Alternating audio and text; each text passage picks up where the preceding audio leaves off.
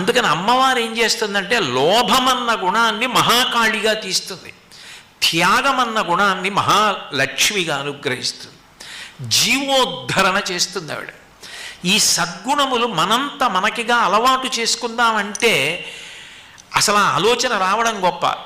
అనుగ్రహ శక్తి పరదేవత, ఆవిడ అనుగ్రహం చేత వస్తుంది. అందుకే యశస్విని, ఆ మంచి గుణముల వలన కీర్తిని పొందుతాడు.